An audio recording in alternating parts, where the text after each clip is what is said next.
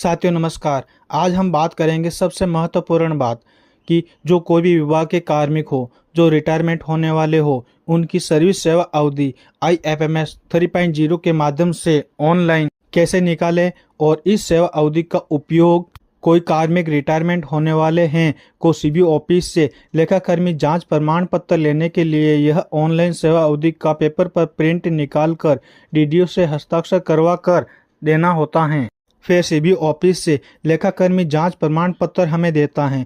यह सेवा अवधि निकालने के लिए हमें अलग अलग प्रकार के डॉक्यूमेंट्स की आवश्यकता होती है, जैसे कार्मिक की सिंगल फोटो, जॉइंट फोटो, कार्मिक की 10वीं क्लास की मार्कशीट की फोटोकॉपी, आधार card, pan card, Jan Aadhaar card, प्रथम नियुक्ति आदेश, स्थायीकरण आदेश, कार्यालय में ज्वाइनिंग एप्लीकेशन, सेवानिवृत्ति आदेश, इन सब की PDF फाइल बनाकर कंप्यूटर में पहले से ही सेव कर लेनी है, जो प्रत्येक PDF फाइल की साइज 2 MB से कम होनी चाहिए। अब इस वीडियो को शुरू करते हैं। सबसे पहले आपको SSO लॉगिन पेज को ओपन करके कार्मिक अपने स्वयं की SSO ID, पासवर्ड और कैप्चा लिखकर लॉगिन पर क्लिक करना है।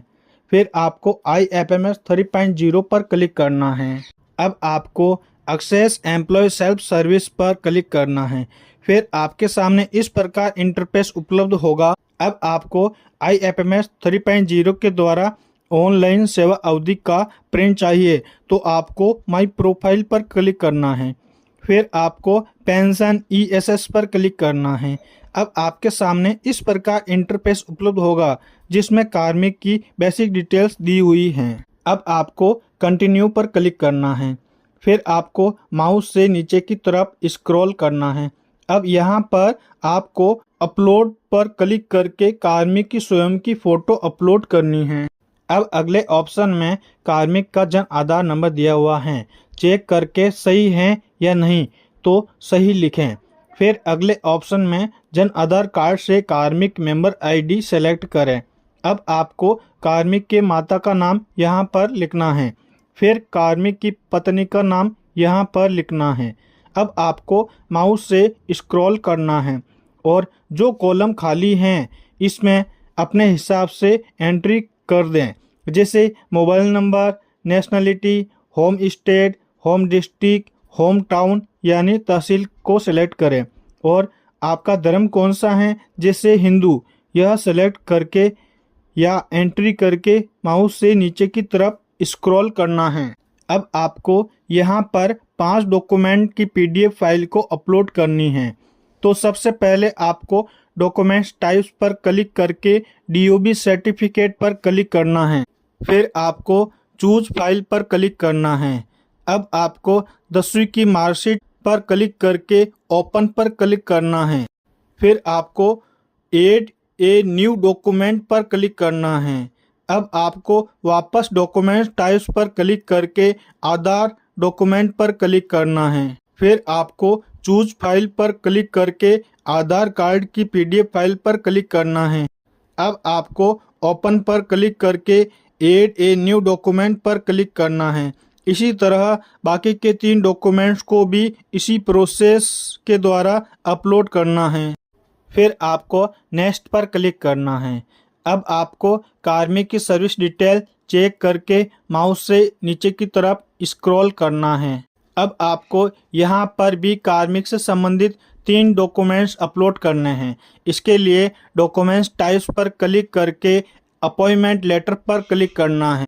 फिर आपको चूज फाइल पर क्लिक करके प्रथम नियुक्ति आदेश यानी ज्वाइनिंग ऑर्डर पर क्लिक करना है और ओपन पर क्लिक करना है।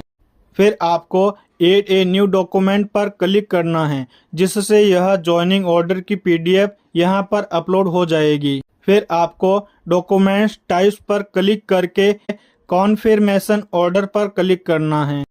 अब आपको चूज फाइल पर क्लिक करना है। फिर आपको कार्मिक का स्थायीकरण आदेश की PDF फाइल पर क्लिक करके ओपन पर क्लिक करना है। अब आपको ऐड ए न्यू डॉक्यूमेंट पर क्लिक करना है। इससे स्थायीकरण की PDF फाइल यहाँ पर अपलोड हो जाएगी। फिर आपको डॉक्यूमेंट्स टाइप्स पर क्लिक करके ज्वाइनिंग एप्लीकेशन पर क्लिक करना है। फिर आपको चूज फाइल पर क्लिक करना है।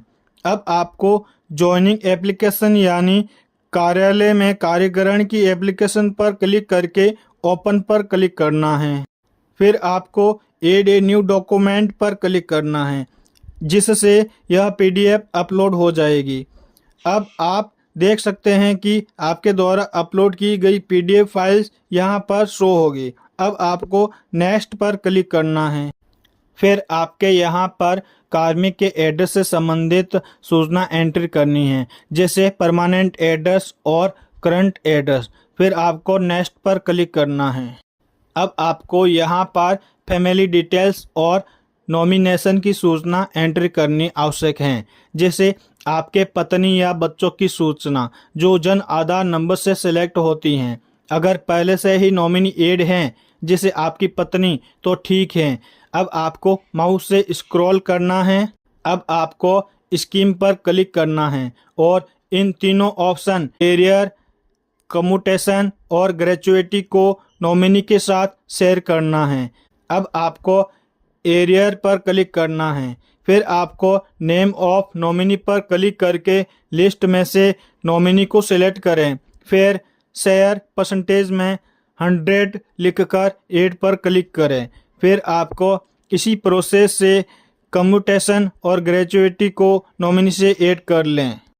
अब देखिए यहाँ पर अलग अलग प्रकार की स्कीम यहाँ पर नॉमिनी के साथ ऐड हो गई हैं। अब आपको नेक्स्ट पर क्लिक करना है। फिर यहाँ पर कार्मिक की बैंक डिटेल शो होगी, यह चेक करके नेक्स्ट पर क्लिक करें। अब अगला ऑप्शन कम्यूटेशन का होता है। कम्यूटेशन सरकार के द्वारा दिए गए लोन होता है जो बिना ब्याज के किस्तों में वापस देना होता है। इसकी अवधि 8 वर्ष या 10 वर्ष की होती है। यदि कार्मिक सेवानिवृत्ति होने के बाद में मृत्यु हो जाती है तो यह कम्यूटेशन सरकार के द्वारा माफ किया जाता है। इसीलिए सभी कार्मिकों को कम्यूटेशन लेना जरूरी है। इसके लिए आपको कम्यूटेशन के यस पर क्लिक करें और आपको कम्यूटेशन परसेंटेज पर क्लिक करके 33.33 लिखकर माउस से स्क्रॉल करना है।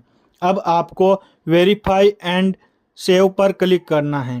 फिर कर्मचारी के मोबाइल में एक ओटीपी जाएगा, वो ओटीपी यहाँ पर लिखकर ओके पर क्लिक करना है। फिर आपको नेक्स्ट पर क्लिक करना है। अब आपको कार्मिक की सैलरी की बेसिक डिटेल यहाँ उपलब्ध होगी। फिर आपको मंथली पेंशन ट्रेजरी पर क्लिक करके आपके ज़िले का नाम यहाँ पर सिलेक्ट करना है, गृह जिला, और माउस से स्क्रॉल करना है। अब आपको सबमिट पर क्लिक करना है। अब आपको एक मैसेज दिखाई देगा कि आपके द्वारा सेवा अवधि के डेटा सक्सेसफुल सेव हो गया है। यह देखने के लिए आपको अप्रूव्ड पर क्लिक करके देख सकते हैं। अब आपको ऊपर दिए गए यूजर नेम पर क्लिक करके लॉगआउट पर क्लिक करना है। यह कार्य कार्मिक की स्वयं की एसएसओ आईडी से फर्स्ट स्टेप पूरा हुआ। अब सेकंड स्टेप है डीडीओ की आईडी से वेरीफाई करना और सेवा अवधि का प्रिंट निकालना। अब आपको IFMS 3.0 पर क्लिक करना है। फिर आपको डीडीओ की आईडी और पासवर्ड और कैप्चा लिखकर लॉगिन पर क्लिक करना है। अब आपको एक्सेस वर्क स्पेस पर क्लिक करना है। अब आपको डेस्क 2 पर क्लिक करना है। फिर आपको HO पर क्लिक करना है, क्योंकि HO रोल में सर्विस सेवा अवधि का पता चलता है। अब आपको डिसबर्समेंट इंजन के पेंशन मैनेजमेंट पर क्लिक करना है। फिर आपको अपकमिंग पेंशनर्स पर क्लिक करना है। फिर आपको कार्मिक के लास्ट में इनिशिएट ई पेंशन पर क्लिक करना है। अब आपको माउस से स्क्रॉल करना है। अब आपको सेवानिवृत्ति का आदेश यहाँ पर अपलोड करना है। इसके लिए आपको अपलोड सर्टिफिकेट पर क्लिक करना होगा और रिटायरमेंट ऑर्डर पर क्लिक करके ओपन पर क्लिक करें। फिर ओके पर क्लिक करें। अब आपको नेक्स्ट पर क्लिक करना है। अब आपके सामने कार्मिक के एड्रेस डिटेल उपलब्ध होगी, देखकर नेक्स्ट पर क्लिक करें। फिर आपके सामने नॉमिनी की डिटेल उपलब्ध होगी, देखकर नेक्स्ट पर क्लिक करें और नेक्स्ट पर क्लिक करें। अब आप देख सकते हैं कि आपकी सर्विस सेवा अवधि यहाँ उपलब्ध होगी। अब आपको एक्शन के पेंसिल आइकन पर क्लिक करना है। अगर आप दूसरे विभाग में कार्मिक के रूप में सेवाएं दी हैं तो यहाँ पर क्लिक करके सूचना भरें, नहीं तो नो पर क्लिक करके एड सर्विस रिकॉर्ड पर क्लिक